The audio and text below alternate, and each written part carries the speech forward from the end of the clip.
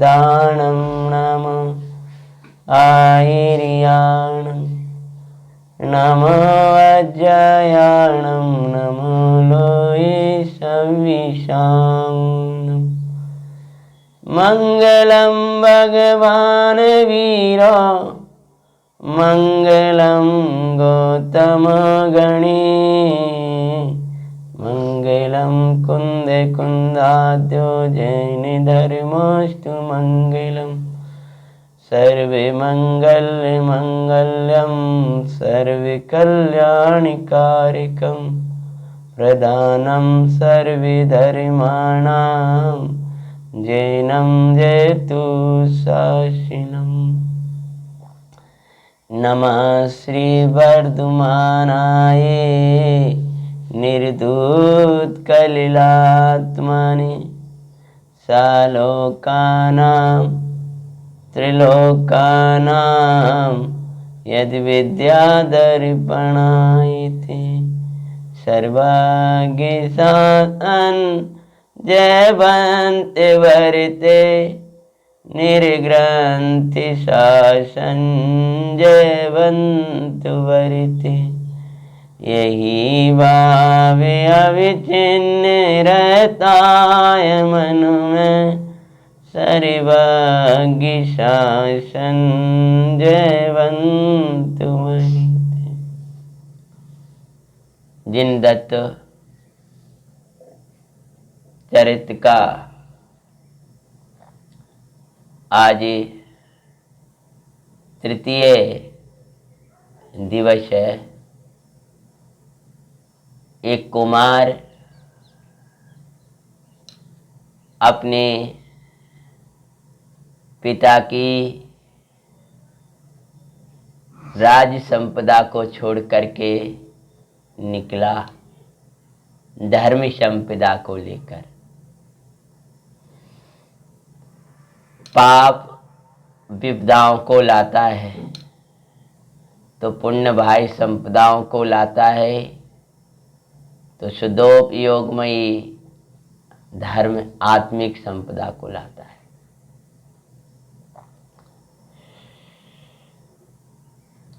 कुमार ने 11,000 दीनार, अपन नाम संख्या भूल गए थे, कहा नहीं था, भूल क्या गए थे, मंदिर के दान आदिक में दिए।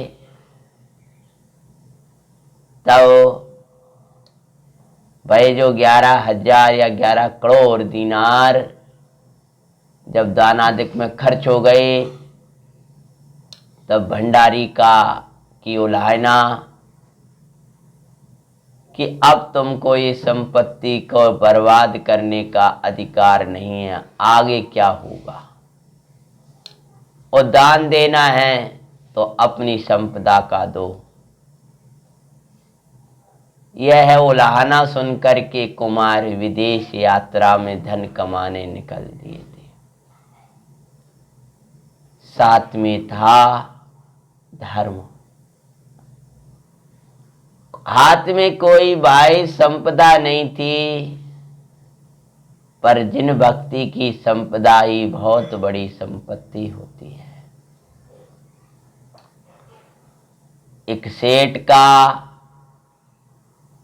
जहाज मिला, भाई अवरुद्ध रुका हुआ पड़ा था। कुमार के हाथ लगते ही वही जहाज चल पड़ा था और आगे जब सिंहल द्वीप पहुंचे, वहां की राजा की पुत्री को दैवीय बाधा थी। उस दैवीय बाधा को ये दैवीय पुरुष ने अपनी दैवी भक्ति उसके द्वारा प्राप्त हुई शक्ति, दैवी शक्ति मतलब भक्ति मतलब जिन देव की भक्ति, लौकिक भक्ति देवों की नहीं, उससे बंधे पुण्य के सामने वह दैवी शक्ति विफल हो गई। कुमार के चरणों में नमन कर चली गई और राजा की पुत्री श्रीमती, जो कि बहुत दिनों से अस्वस्थ थी, स्वस्थ हो गई। जो अस्वस्थ को स्वस्थ कर दे वो ही हमारा सदा साथी होता है लौकिक में। राजा ने विचार किया, एक कुमार के अलावा इस कन्या को और कौन होगा। कदाचित दोबारा वही व्याधि आ गई तो वैसे तो मना करके गई हो, लेकिन इसके पुण्य पवित्र रहते हुए मेरी पुत्री को कुछ नहीं होगा। ज्ञानी भी विचार करते हैं, भगवान की भक्ति, भगवान के द्वारा बताया हुआ एक गायक स्वभाव की दृष्टि, जिसने मेरी परिणाम की स्वस्थता दी है, अगर इसका सहारा रहा तो मेरा परिणाम सदा स्वस्थ रहेगा, पवित्र रहेगा, निर्मल रहेगा। और परिणाम यदि स्वस्थ रहता है तो परिणमन चाय जैसा बना हो, कभी दुख का कारण नहीं होता। परिणाम की मलिनता ही दुख की जनक है, दुख की जननी है यूं कहें तो। परिणाम यदि आप मलिन करते हो तो आप अपने को दुखी बनाने की योजना बना रहे हो। और परिणाम मलिन होता है पर के लक्ष्य से, पर को अच्छा बुरा मानने से। परिणाम की निर्मलता आती है जिनदेव की भक्ति, तत्व विचार, भेद विज्ञान और परम निर्मलता स्वानुभव। इसीलिए ज्ञानियों ने कहा है, प्रति क्षण अपने परिणाम की संभाल करना चाहिए। परिणाम के बिगाड़ से अपना बिगाड़ है और परिणाम के सुधार से अपना सुधार है। स्वस्थ हुई राजकुमारी का विवाह जिनदत्त के साथ हुआ और जिनदत्त सेठ समुद्र के जहाज में पहुंच जाते हैं और समुद्र ने जब वो कुमारी को देखा तब उसके अंदर पाप भाव पैदा हो गए थे। यहाँ तक की कथा अपन ने वांच ली थी। कामा सक्तो श्रीमती प्रति दुर्भाव विश्वाते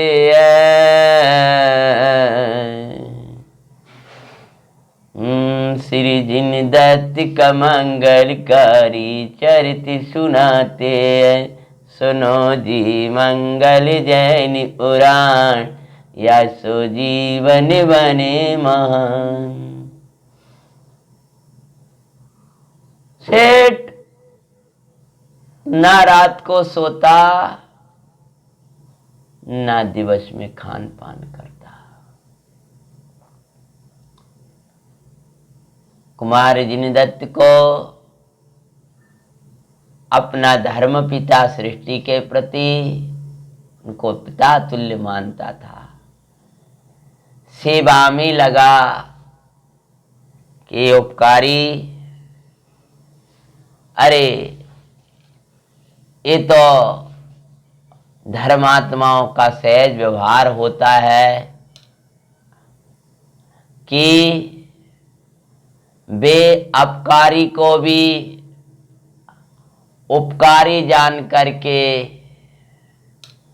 उसके प्रति भी सद्व्यवहार करते हैं। अपकारी को उपकारी कैसे जानते हैं कि जो उपकारी हैं वे और अपकारी हैं वे, वास्तव में उपकारी वे है जो हमारे परिणाम को अपरिणामी में रमा दें, और अपकारी वे कहलाते हैं कि जी कर बंधे हुए कर्मन को खिरा दें। अगर वे तुम्हारे साथ दुर्व्यवहार कर रहे हैं तो पूर्व का कर्म खिरा रहे हैं, लेकिन हमें उनके प्रति दुर्विचार करके, दुर्व्यवहार करके अज्ञानी नए कर्म बांध लेता है।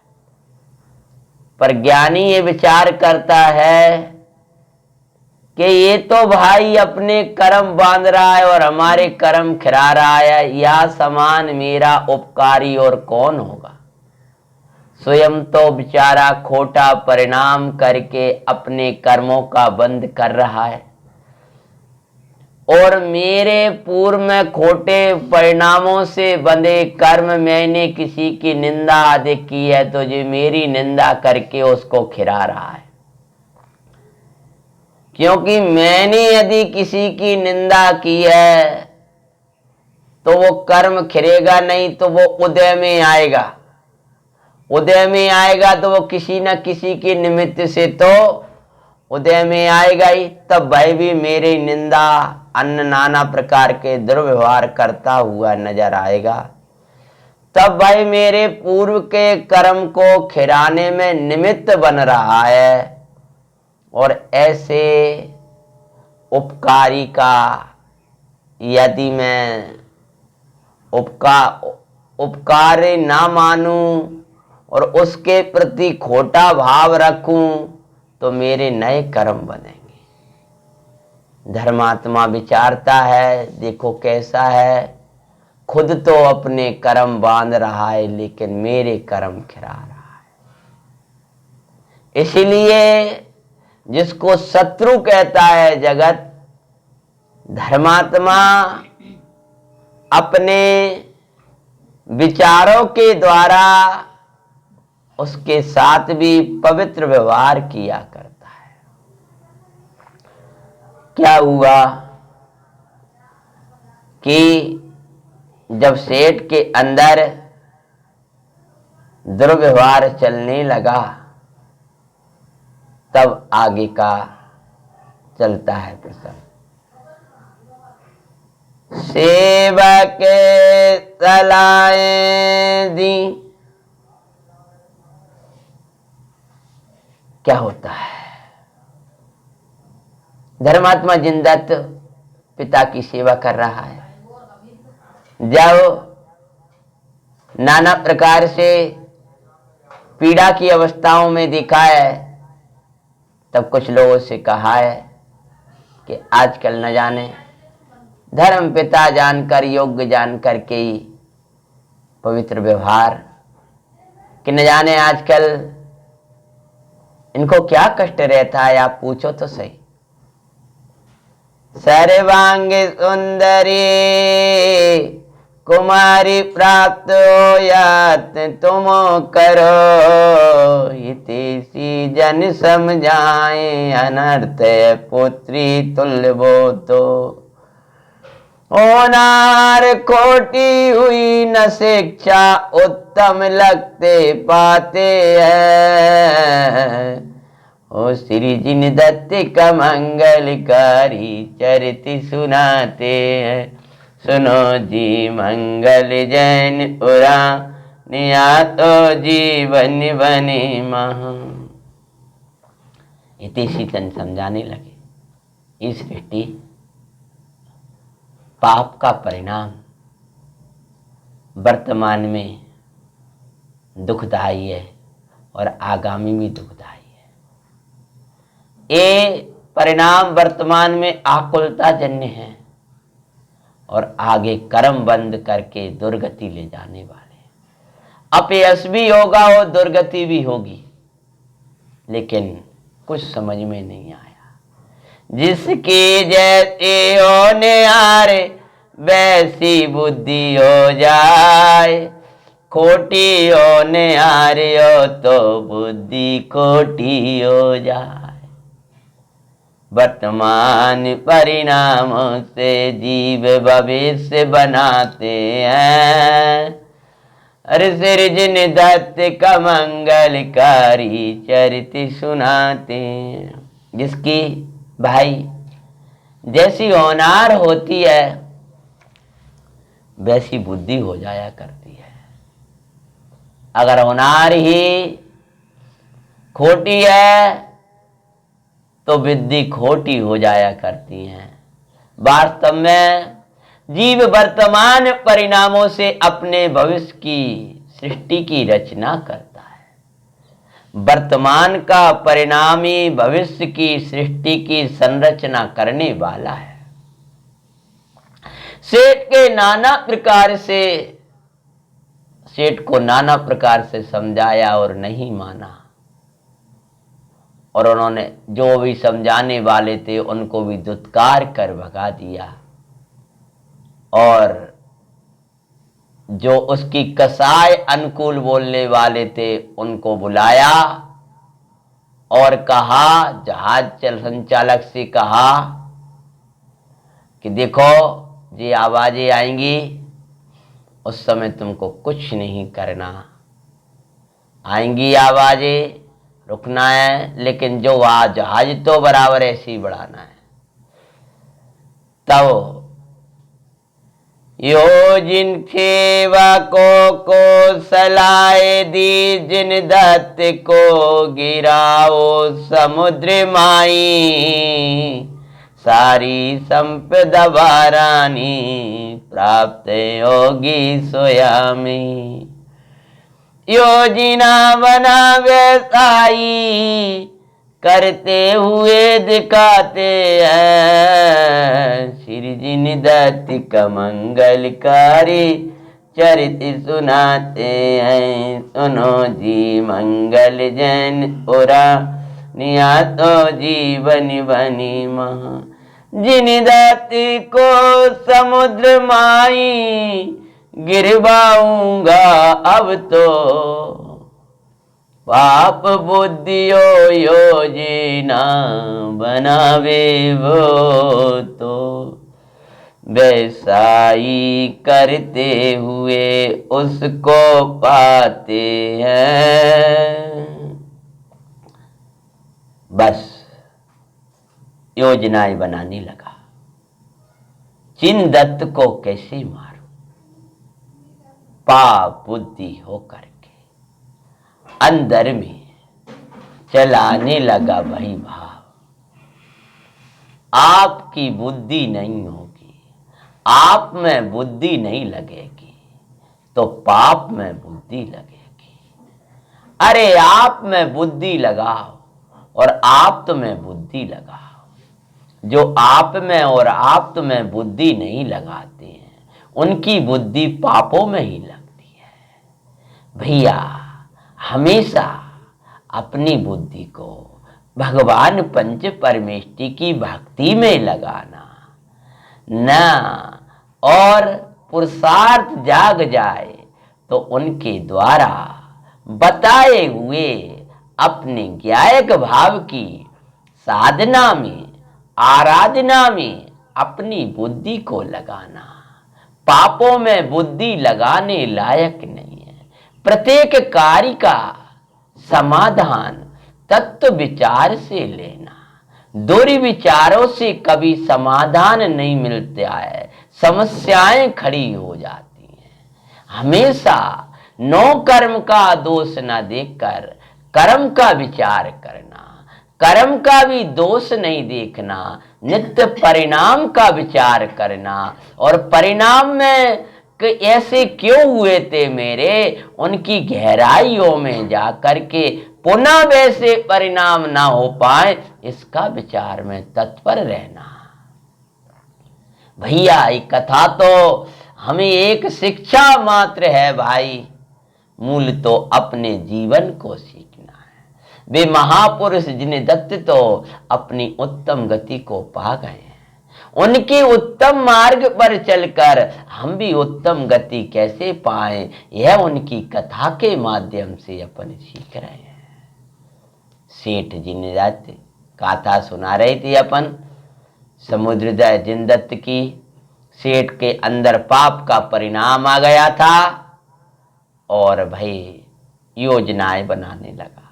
पापी पाप कर पुण्य जन संपदा प्राप्त करना चाहे।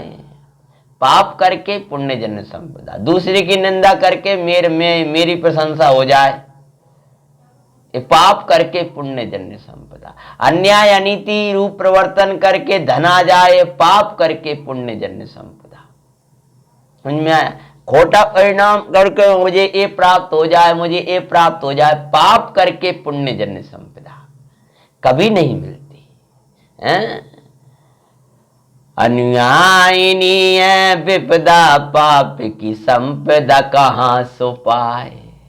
जिस आग में से जिस अग्नि जलाएंगे और शीतलता की आशा रखो भैया। तो अग्नि जलाएंगे तब तो चारों तरफ गर्म वातावरण होगा, तो पाप आएगा तो विपदा आएंगी, संपदा कहां से आ जाएगी। भगवान के वचन कभी अन्यथा नहीं होते। वो तो पाप को साथ में, विपदाओं को साथ में लाता है पाप।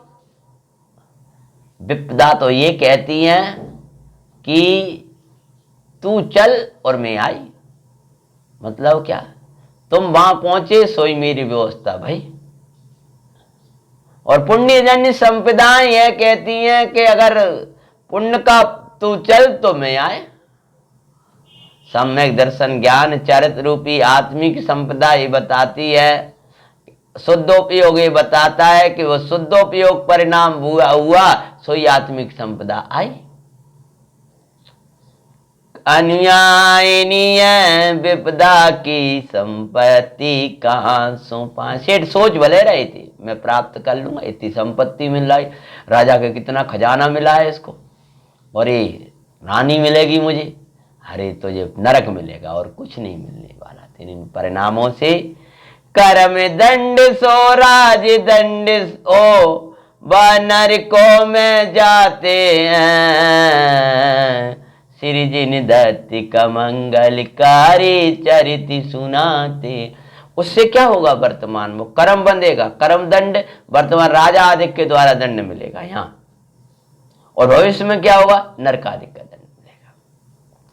अरे मिटाने का उपाय करो इसे भाई, नहीं तो प्राप्त संपदा भी नस जाएगी भाई। जितनी तुम्हारी इज्जत है, जितना तुम्हारा सम्मान है, जो तुम्हारे पास संपत्ति है, जो तुम्हारा रूप है, जो तुम्हारे पास जो पुण्य का वैभव है, दूसरों से ईर्ष्या करोगे, दूसरों की चाय करोगे, उसके लिए पाप आदि करोगे, तो जो है वो भी नस जाएगा। इसलिए इसको मिटाने का उपाय करो। श्रीदेव ब्रह्मचारी रविंद्र जी आत्मन बड़े पंडित जी साहब जिन्हें अपन आदर के साथ कहते हैं, वे कहते हैं दोषों को छिपाओ नहीं मिटाओ।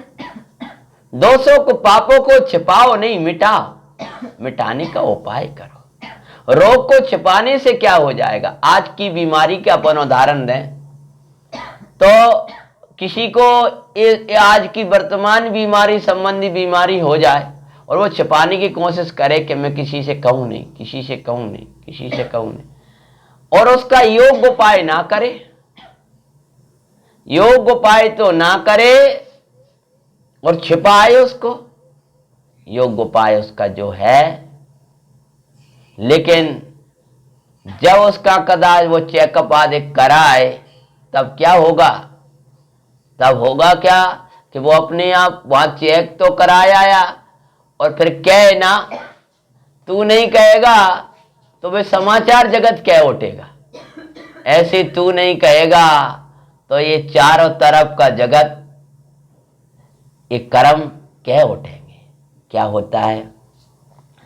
अरे मिटाने का उपाय मां, अरे मिटाने का उपाय करो इसे भाई, नहीं तो संपत्ति पुण्य की भी नस जाए दुखदाई। महादुख सागर निकट पापी के पाते हैं, ओ सिर जिन दत्त का मंगलकारी चरित सुनाते हैं। और क्या होता है, सेठ ने अपना एक पुतला बनवाया है। सृष्टि ने का पुतला, चाव सेठ ने एक पुतला बनवाया, जिन दत्त को कोई खबर नहीं थी, और बता दिया कि इसको गिराना, मेरे वस्त्र मेरी पगड़ी पहना कर आधी रात को, और शोर मचाना कि सेठ जी समुद्र में गिर गए।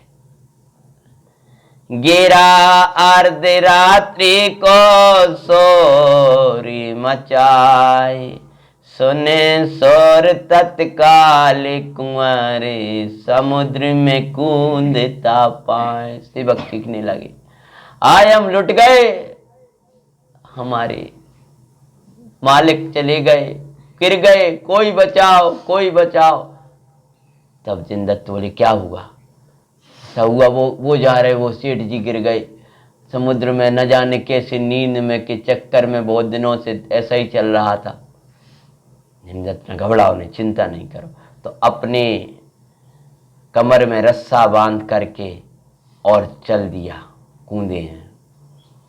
अरे रस्सा बांध कमर में कूदते हुए दिखाते हैं, सिर जिन दत्त का मंगलकारी चरित सुनाते हैं। सुनो जी मंगल जैन पुराणिया, सो जीवन बनी मां। गिरते ही सेठा ग्यासो रस्सा दिया था काट। जहाज रुका था, कुमार ने रस्सी को बांधा कमर से, जो कूदा है कि कदाचित मैं डूबा हुआ दिखाऊं तो आप खींच तो लोगे। जो बांधा और बांध करके जो कूदा, तत्काल जो आवाज आई, जहाज संचालक तो देख रहा, तो जहाज चालू कर दिया से, और कह दिया काट दो। वो जो काट दो आवाज सुना, वो सेठ की आवाज थी। और सेठ दिख रही थी, वो देख रहे कि इधर है कि इधर है, ये क्या व्यवस्था है। सेठ था सन्मुखे जहाज में धोखा हुआ है ब्रा। सेठ तो उधर दिख रहा है, इधर क्या है? देखा तो ये तो पुतला है, ये तो पुतला है। ओहो,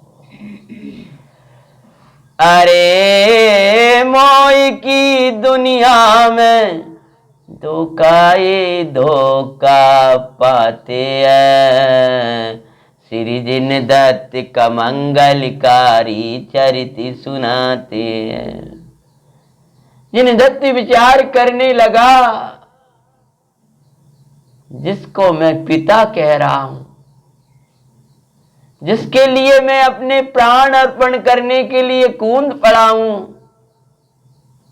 वही मुझे मारना चाह रहा है। अरे धिक्कार है इस संपत्ति को कि जिसको प्राप्त करते ही लोगों का चित्त कैसा हो जाया करता है। सेठ मेरी संपदा आदिक पर रिझ गया, अब श्रीमती का क्या होगा? बड़ा दुख हुआ, लेकिन फिर भी प्रयास नहीं छोड़ा।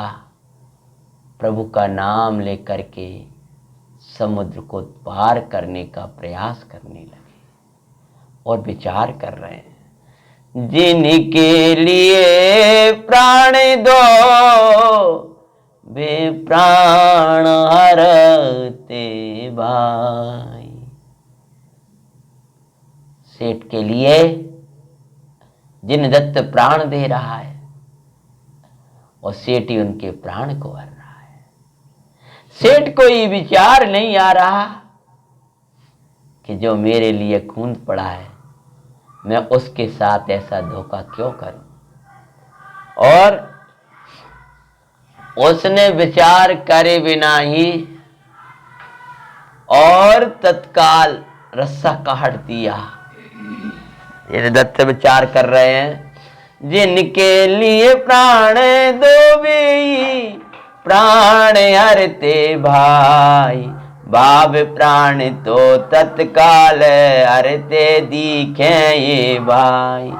प्राण प्यारे प्राण हरे सर्वत्र ही लगते हैं, श्री जिन दत्त का मंगलकारी चरित्र सुनाते हैं। जो भी हमें प्राणों से प्यारे होते हैं वे ही हमारे प्राणों को हरते हैं, ऐसा नियम है। अर्थात क्या, मोह में जिन्हें हम प्राणों से प्यारा मानते हैं वे ही हमारे प्राणों को हरने वाले होते हैं, ये नियम है। कैसे? जिनसे मोह करेंगे और मोह में जिनको प्राण मानेंगे वे ही प्राण हरेंगे। अर्थात क्या कि कहीं ऐसा हो जाता है, जैसी मदन रेखा कथा में आया था, बड़ा भाई को प्राण मान रहा है और वो ही प्राण ले रहा है। ऐसी कथाओं के साथ में तुम कहोगे ये लेकिन सर्वत्र नियम तो नहीं लागू पड़ता, तो बोलो ऐसा होता है? जो प्राण मानेंगे वे ही हमारे प्राणों को हरेंगे। कौन से प्राण? बाब प्राण तो तत्काल ही हरते हैं भाई। उनमें हमारा उपयोग लगता है और उपयोग में जो राग देश मोह का परिणाम पैदा होता है यही उसका प्राण है। क्या? उपयोग। और राग आदि भाव पैदा होना ही अपने प्राणों को हरना है। भाव प्राण का घात तो तत्काल ही हो जाता है। जब किसी को अपना माना, ये अपने अपने कहने वाले, अपने से लगने वाले वे ही हमें अपने से दूर करते हैं। इन्हीं को अपना सर्वस्व जानकर हम अपने से दूर रहते हैं और अपनों से दूर रहते हैं। अपना आत्मा है और अपने पंच परमेष्टि परमात्मा है। तो समझ में आया भैया? जिनके निमित्त से आप राग देश मोह करते हो, जिन्हें अपना मानते हो, और राग का परिणाम पैदा होता है, कर्म बनते हैं, आगे दुर्गतियों में जाना पड़ता है। और द्रव्य प्राण भी हरे जाते हैं। श्री राम को प्राण मानने वाले श्री लक्ष्मण जी के प्राण किनके द्वारा हरे गए? इतनी मृत्यु हुई लेकिन किन्हीं ने प्राण नहीं हर पाए। प्रभु राम की झूठी मौत सुनी और द्रव्य प्राण का भी घात हो गया। उनकी पीड़ाओं से जब और अंदर में दुख होता है तो भाव प्राण तो का घात होता है, साथ में ही उस दुख से रोगादिक होते हैं तो द्रव्य प्राण का भी घात होने लगता है। इसलिए प्राण प्यारे ही प्राण हरने वाले होते हैं। क्यों कहानी में लिया भैया कि सेठ के लिए जिन दत्त प्राण दे रहे हैं और वो ही प्राण हर रहा है। कहा उपयोग थारा प्राण है, तत्काल घात होता भाई। रागादि रूप बर्तन सो कर्म बनते हैं दुखदाई। पर को निज रूप मानने वाले बार अनंतो मरते हैं। श्री जिन दत्त का मंगलकारी चरित्र सुनाते हैं। सुनो जी मंगल जैन पुराणियासो जीवन बने मां। जो पर को अपना मानते हैं और उन्हीं में रचे बचे रहते हैं, उनका एक बार मरण नहीं अनंतों बार मरण होता है। क्योंकि ये पर्याय प्राप्त पर्याय की तन्मयता, प्राप्त पर्याय की तन्मयता ही निगोद के अनंत मरण का कारण है, नरकादिक के मरण का कारण है। और क्या होता है, वे तो गिर गए और तैरने लगे हैं, कैसे तैरेंगे उसके पहले अपन जहाज में देखें। सती निजे प्राण देने कूंदन चाह रही भाई। पति को ऐसा देखा तो श्रीमती जो शील परायण नारी थी कूदना चाही, तब सेठ परी चारिकाएं उसको रोकें भाई। सेठ की जो सेवकाएं थी उन्होंने आकर के पकड़ लिया। योजना तो पहले से थी, सेठ के रहते दुखी न हो वचन निकलते हैं, श्री जिन दत्त का मंगलकारी चरित सुनाते हैं। सुनो जी मंगल जैन पुरा निया तो जीवन बनी महान। परिचारिकाएं आई और कहने लगी, काय को दुख भेद रही हो, पकड़ लिया, तुम तो महारानी हो, अभी तो सेठ मालिक थे और तुम उनके साथ के थे, अब तो तुम ही मालकिन हो। और तब तक वो आया सेठ। अरे काय को दुख भेजती हो, एक अपने बीच का कांटा था वही चला गया और नाना प्रकार के दुर्वचन कहने लगा। तब श्रीमती बोली हैं, करम बंदे से बच रे भाई, तू इनको ना जाने भाई। अरे मैं तेरी पुत्री के समान, और तू ऐसे पाप परिणाम करके कहां जाना चाहता है। मौत तेरे सिर पर नाच रही है, अवस्था वृद्ध हो गई है तो भी तेरे अंदर वासनाएं तरुण है। ये वासनाएं की तरुणाई लाएगी नरक। भाई सचेत हो जाओ। लेकिन सेठ आया सेठ, अरे ने तिल की चेष्टाओं में बरते। सती बोली पितु तुल्य हो क्यों ना पापों से बचे। शीले अरन करने की सोचे, तभी सती निज कटार निकालती है।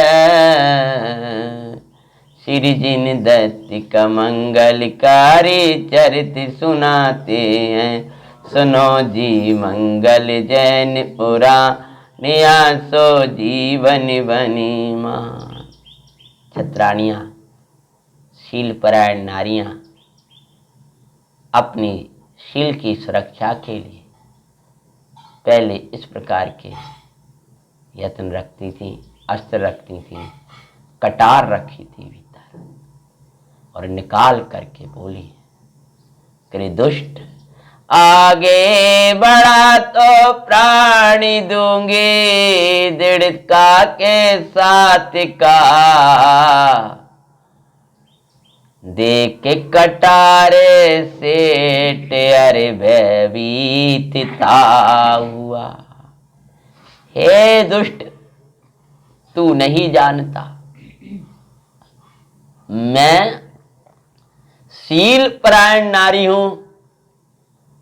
शील परायण स्त्री दूसरा तन को छुए उसके पहले तन को छोड़ दिया करती है। मुझे अकेला मत समझना, मेरे साथ भगवान पंच परमेष्टि है। मेरे साथ मेरे चैतन्य का बल है, शील का बल है, धर्म का बल है। इस शील का बल था कि रावण के सामने माता सीता डरी नहीं बिल्कुल। जिसको अपने शील का बल होता है भाई खोटे पुरुषों से कभी डरा नहीं करता, भयभीत होकर उनके निकट नहीं जाया करता। धर्म का बल है मेरे पास। अगर मुझे छूने की कोशिश करी, उसके पहले स्तन को छोड़ दूंगी। ऐसा सुन देख के कटारे कंपित ओ सेठ भगता दिखाते हैं। श्री जिन दत्त का मंगलकारी चरित्र सुनाते। कटार को देख करके सेठ भागा। उसने सोचा इसने कि निज प्राण दिए के नहीं दिए, मेरे प्राण ना ले ले, और कहा मैं देखता हूं। और कैसे भागा है वह, जो चित स्वरूप की दृष्टि सन्मुख करम कंपित हो भागे। त्यों ही सेठ सती सन्मुखी कंपित हो भागे।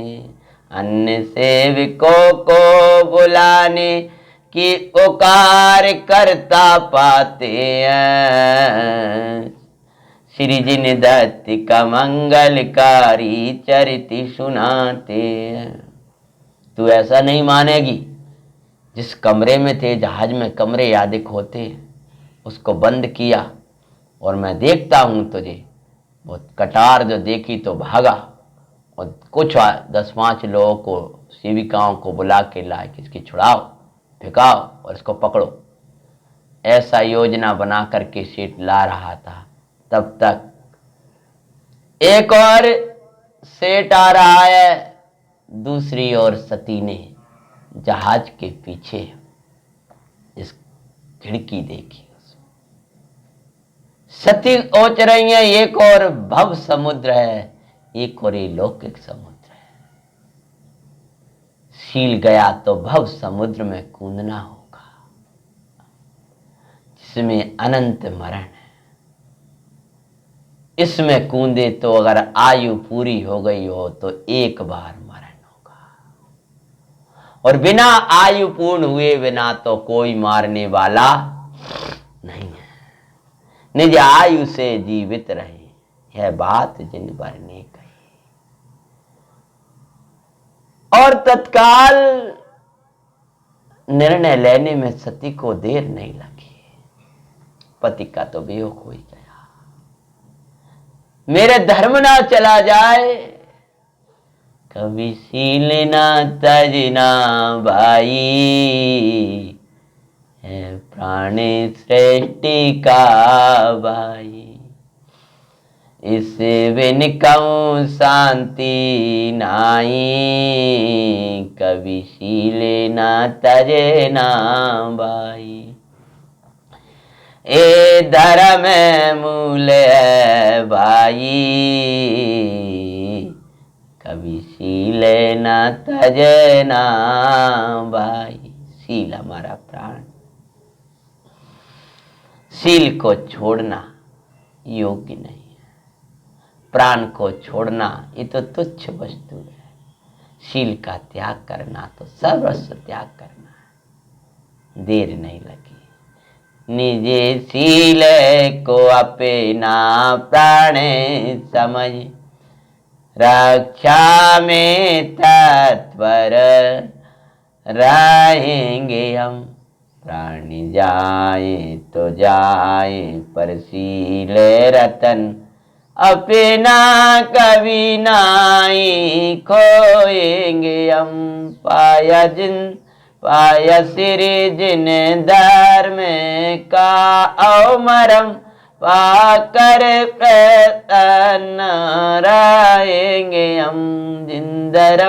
जिंदरम तेरा समझा मरम, तेरी रक्षा में प्राण भी तज देंगे हम। कथा। सती खड़ी हो गई खिड़की के निकट, पंच परमेष्टि का स्मरण किया है, चारों प्रकार के अन्न जल का त्याग किया, समाधि की भावना को पाया। यदि ये समुद्र से कदाचित बचूंगी तो ये अन्न जल ग्रहण करूंगी, अन्यथा मेरे चारों प्रकार के अन्न सबका त्याग है। ये विचार करके वह कूद पड़ी है। निज शील को प्राण जाए तो जाए, पर शील रतन अपना कभी नाई। खोएंगे हम जिंदरम जिंदरम, तेरा समझा मरम, तेरी रक्षा में प्राण भी तज देंगे हम। निज शील की रक्षा इत सती, समुद्र में जाके गिरी। गिरते ही सती क्या भयानक तूफान आया दुखकारी। सती गिरी है और सेठ आया। सेठ कहने लगा, पकड़ो पकड़ो इसको, कहां जाएगी कहां जाएगी। सेवक कूदे है और उसी समय समुद्र भयंकर तूफान आया है। सेठ खड़ा और सेवक कूदे और तूफान आया। आया तूफान जहाज डूबा, आया तूफान जहाज डूबते तत्क्षण पाते हैं। श्री जिनदत्त का मंगलकारी चरित सुनाते हैं। नो जी मंगल जैन पुराण, या सो जीवन बने मान। हिल गया पूरा जहाज, आया है तूफान, लेकिन भाई तूफान भी बड़ा गजब का तूफान था कि भाई तूफान जहाज को हिला रहा है और जहाज के निकट ही तैर दूर तैर गया। कौन? श्री जिनदत्त। वो नहीं हिला होगा, सती भी तिर रही है, लेकिन जहाज फटा और डूब गया उसी तूफान में, टुकड़े टुकड़े हो गए उसके। सेठ समेत जहाज बाते सब डूब गए जल में। जो किया पापता का फल देखो मिल गया पल में। भाई बचना पापों से श्री गुरु सचेत करते हैं। श्री जिनदत्त का मंगलकारी चरित सुनाते हैं। सुनो जी मंगल जैन पुराण, सो जीवन बने महान। जहाज डूब गया, डूब गया है जहाज। सेठ चला गया उसमें। पापों से बचना, पापों का फल मिले बिना रहता नहीं है। इसलिए अपने कदम बढ़ाने के पहले विचार करना, मेरे कदम कहीं दुख की दुनिया में तो नहीं बढ़ रहे। सेठ जहाज समेत डूब जाता है और क्या होता है? भाई चीख रहे हैं, चिल्ला रहे हैं लोग। उनमें भी जो भद्र परिणामी थे वे बच भी गए होंगे, लेकिन मूल कथा तो आगे बढ़ती है। जहाज में डूबा है तो अनेक नौकाएं उसमें से निकल पड़ी हैं। तो जहाज में कई नौकाएं होती हैं, छोटी छोटी अलग से। कभी जरूरत पड़े तो उन नौकाओं को लेकर के कोई वस्तु गिर जाए, कोई वो हो जाए तो उसको उठाने चले जाओ। तब डूबे ते सती को एक नौका, डूबते सती को एक नौका मिल गई थी भाई। बिन नावे के नौका से जी चल दी थी भाई। धर्म की रक्षा करे धर्म उसकी रक्षा में बरते रे। श्री जिन दत्त का मंगलकारी चरित सुनाते हैं, सुनो जी मंगल जय निपुराण से जीवन बने महान। जो धर्म की रक्षा करता है, जो धर्म के लिए प्राण देता है, धर्म उसकी रक्षा करता है। अगर कदाचित आयु कर्म पूरा भी हो जाएगा तो ऐसे उत्तम स्थान पर ले जाकर रख देगा कि जहां यहां कुछ भी नहीं। धर्म बिना नौका के, बिना नावक के ही नौका चलने लगी है, आगे बढ़ रही है। आपको आश्चर्य होगा, हवा के झकोरे से ही नौका बढ़ती जा रही है। आपको ये लग सकता है कि बिना नाविक के नौका कभी चली है, कि नाविक कौन ने कहा बिना नाविक का था? ये तो एक और का कथन है कि बिना नाविक का था। बोलो नाविक था कौन? कोई नहीं था। अरे वो पुण्य कर्म सबसे बड़ा नाविक होता है, और पुण्य कर्म ना हो तो नाविक डुबा दे वही धार में। पुण्य करते हैं साथ पल्ले में नहीं है तो नाविक चलाता और नाविक डुबा दे ले जा करके।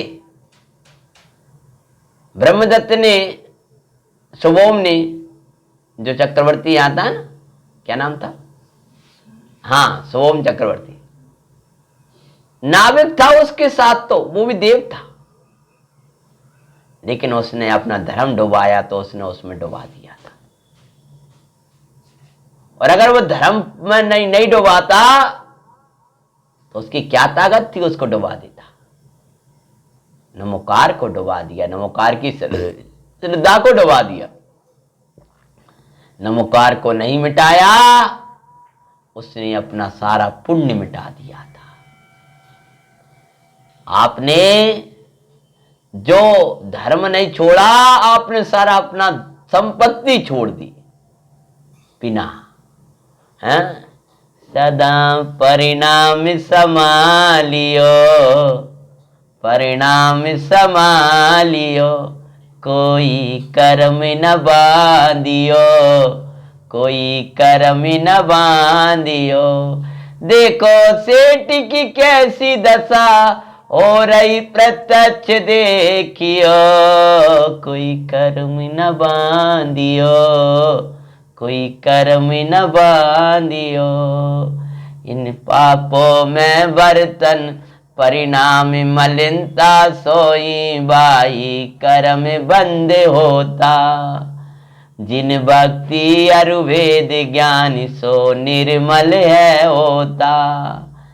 कभी किसी निमित्त तृष्णा परिणाम बिगाड़ियो, कोई कर्म न बांधियो, कोई कर्म न बांधियो, कोई कर्म न बांधियो, कोई कर्म न बांधियो।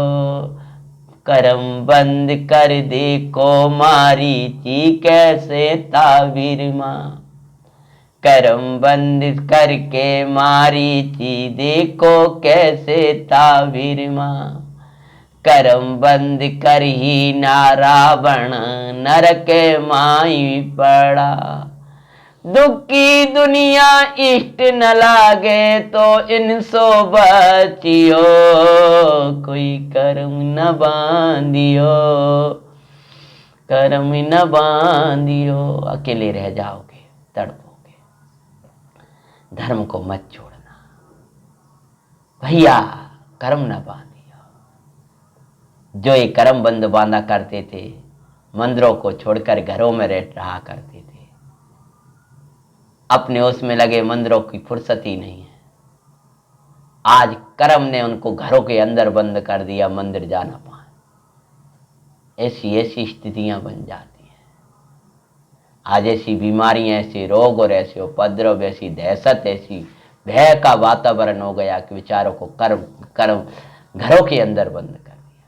वे निकलना चाहें तो उनको शंकाओं के कारण कोई देख निकलने ना दे, उनको आज मंदिरों में खड़ा ना होने दे। अरे रे भाई, ये सब कर्म का फल है। कोई कर्म न बांधियो। हमारे तो बहुत है, हमारे तो साधर्मी के प्रतिभा सल रख निसल्यो बरतियो कोई कर्म न बांधियो से डूब गया। धर्मात्मा श्रीमती को नौका मिली और चल दिए। मेरा से हमें सारे तू ही जीवन का साचा साथी ना, तेरा न छूटे सा। बिन नाविक के नौका चंपापुर में ला जाए लगी। तैरते तैरते वह नौका चंपापुर के किनारे लग गई जाकर के। कर्म अनुसारे भाई व्यवस्था सोया में ही होती। उदय की व्यवस्था उदय पे छोड़, ज्ञानी तो उदयातीत रहते हैं। श्री जिन दत्त का मंगलकारी चरित सुनाते हैं। सती कुछ दिवसों में ही नौका ने किनारे छोड़ दिया चंपापुर का। चंपापुर याद है कथा? कोई है वहां? कौन है बोलो? भगवान वासुदेव का निर्वाण आने वाला है कल। 5 कल्याणक वह वो वाली कहानी नहीं सुना रहे। इस कहानी में कोई चंपापुर में है तुम्हारा? है? देखो ये बच्चे हिल रहे हैं, पता ही नहीं। कहानी भी याद न रहे थे, बाल बुद्धि है। अरे चंपापुर में जिनदत्त की ससुराल थी, जो विवाह हुआ था विमला के साथ, वो कहाँ की थी? चंपापुर की। उसी चंपापुर में पहुंच गए। आया किनारा सती पंच प्रभु को सुमरती। चारों ओर कोई न रक्षक, दृष्टि घुमा कर निरखती। अब कोई सील का भक्षक ना आ जाए, डरी भयभीत ना कोई रक्षक ना, भूखी प्यासी भगवान पंच परमेष्टि का स्मरण कर रही है। तभी चारों तरफ निगाह डाली है, और निगाह डाली तब है सामने ऐसी देखा। जब देखा तो सती का रोम रोम पुलकित हो गया। जब कोई सहारा नहीं दिखा है, तब दिख गया सहारा। भोजन नहीं दिख रहा था, पानी नहीं था, कोई बाहर की व्यवस्थाएं नहीं थी। लेकिन जब निगाह घुमा के सामने देखी है, तभी क्या होता है? तभी जिन मंदिर का शिखर लक और हर साथी है, श्री जिन दत्त का मंगलकारी चरित सुनाते हैं। सुनो जी मंगल जैन पुराण, या सो जीवन बने मान। शिकारबद्ध बड़ा विशाल जिन मंदिर, केसरिया ध्वजा लहरा रही थी, और सती ने जब वो ध्वजा को देखा तो दुख ही भूल गई। फेराता दो जी पुकारे रहा, आओ वो आ तुमन। मन कोई नहीं बुला रहा हो, सती को वो ध्वजा बुला रही, आओ इधर आओ बेटा। सुख यही है, शांति यही है, अन्यत्र ना तुमन। सुख और शांति यही है, यहाँ आ जाओ। पापों को नाशो सुख शांति, साओ को नाशो सुख प्रकाशो, पुकार करती भर तेरे। श्री जिन दत्त का मंगलकारी चरित सुनाते हैं। सुनो जी मंगल जैन पुराण, या सो जीवन बने महान। मंगल जिन दर्शन पायो, मंगल जिन मंदिर पायो। मारा भाग्य उदय आयो, जिन राजी का दर्शन पायो। या समय पुण्य उदय नहीं भाई, मिल गए श्री जिन बर सुखदाई। पाप भाव विसरायो विसरायो, जिन वर को दर्शन पायो। मेरा हृदय रसायो। कदम बढ़े मंदिर की ओर, आनंद मंदिर, और भगवान के दर्शन कर रहे हैं। अरे जिन वर का दर्शन पायो, विशाल विशाल जिन प्रतिमाएं, भगवान वासुपूज्य की जन्म तपादिक भूमियां, वहां बड़े विशाल विशाल मंदिर। पहले राजा भी जिन धर्मी, चारों तरफ जिन धर्म, और क्षेत्र जिन धर्म का, भगवान के कल्याणक भूमि। तो वहां तो चारों तरफ मंदिर ही मंदिर देख करके और खुशी से दर्शन कर रही है, एक मंदिर पास में दूसरा। और मंगल दर्शन पायो, इतने दिवस भोजन नहीं पायो। पति का वियोग था भायो, पर प्रभु दर्शन से सब दुख विसरा। रोमे रोमे हरसायो, जिन वर का दर्शन पायो। कर जिन दर्शन सती अपने दुख बिसर गई। साचा अपनापन चरणों में वो तो पा गई। तभी आगमन, मंदिरों के दर्शन करके बिमला का बापर दिखाते हैं। श्री जिन दत्त का मंगलकारी चरित्र सुनाते हैं।